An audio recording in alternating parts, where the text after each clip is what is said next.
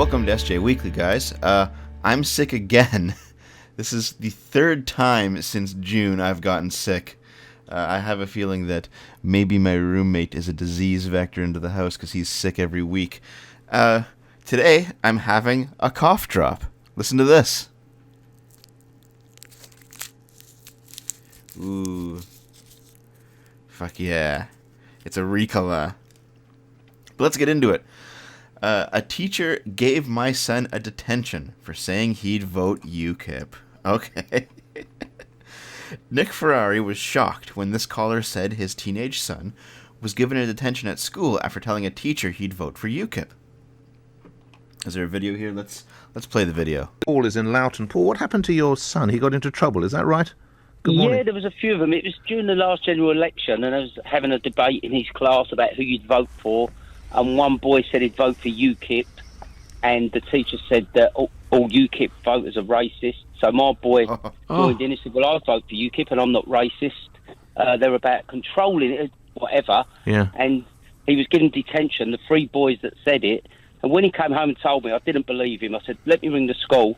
And the head of the year said, when I talked about it to the teacher, came back and he couldn't apologise enough. He said she got angry because they said they'd vote for UKIP. A teacher gave you... How old is your boy? He was 15 at the time. Oh, my Holy God. shit. So they're on the verge of becoming young men. They're a couple of years off from voting. They're having a conversation about the general election. One boy says, I'd vote UKIP. Your teacher goes nuts and says they're racist. Your son joins, and they get detentions.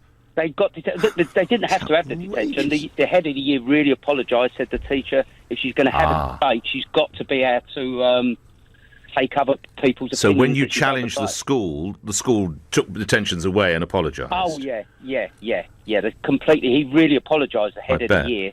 You can't have a conversation about a general election then when somebody wants to vote for one of the main parties. Well, one of the parties is, right, you've got a detention. That's absurd. Well, I couldn't believe it. At the time, I thought, there's no way he's got a detention for that. But I said, I'll ring the school and find out. And go on then, Dad, ring him. Go on, Dad, ring him. Ring him. It's true, Dad. Yeah.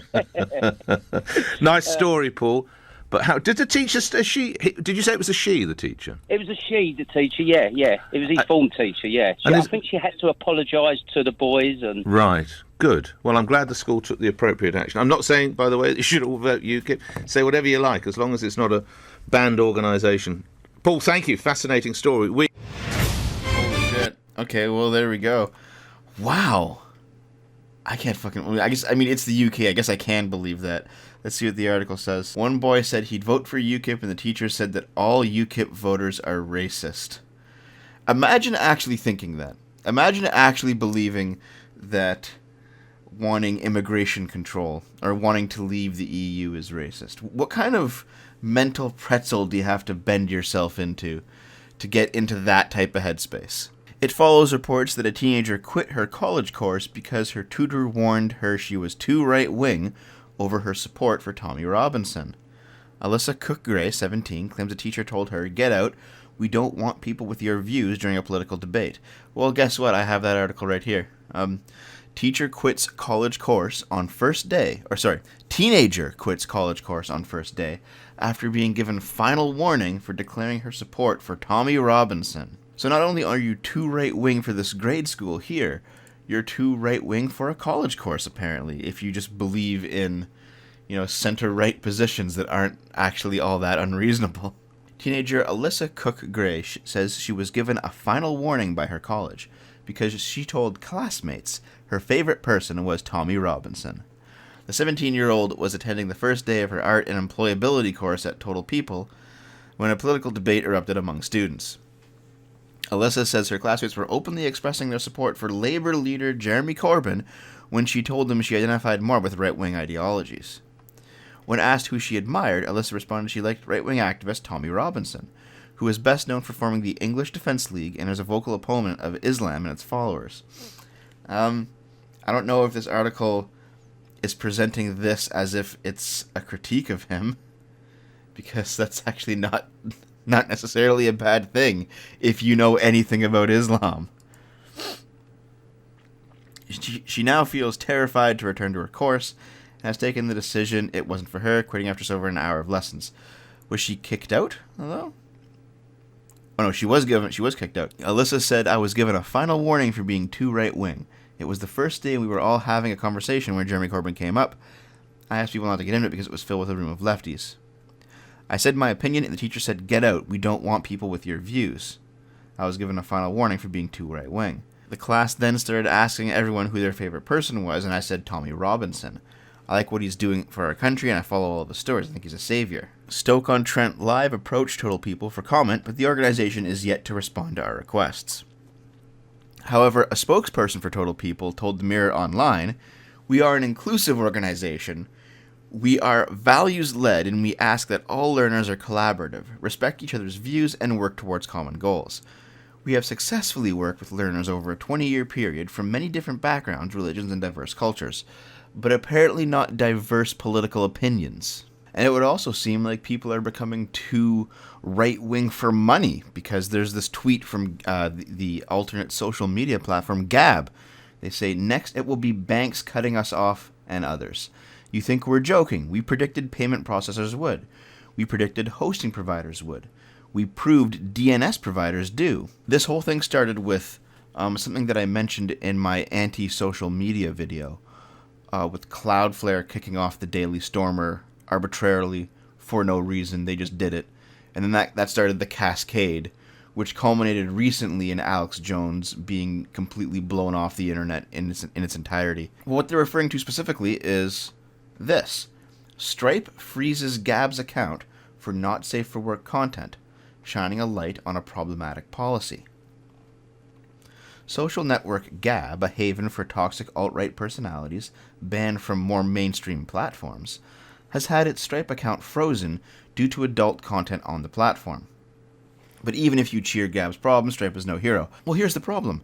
Doesn't Stripe provide credit card processing services for Patreon?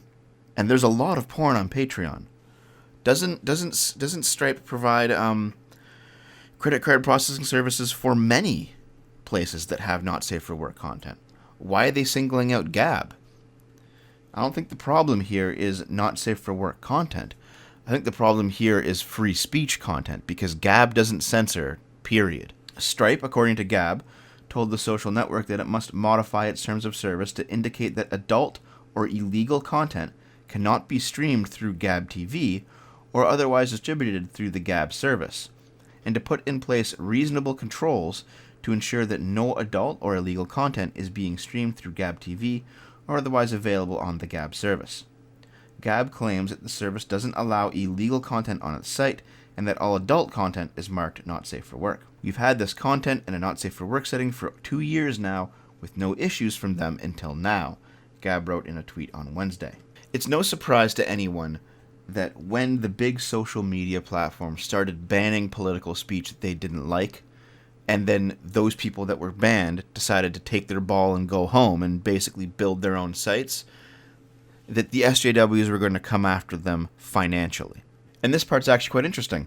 The spokesperson added, it's interesting how we've never had any issues with either of these payment processors over 2 years now, but all of a sudden when Gab.com is the only platform on the internet to host Alex Jones and InfoWars, we become the target. Yeah, that is interesting, isn't it? I wonder if Gab could get in contact with Pornhub or some other kind of large porn site and figure out how they handle their money.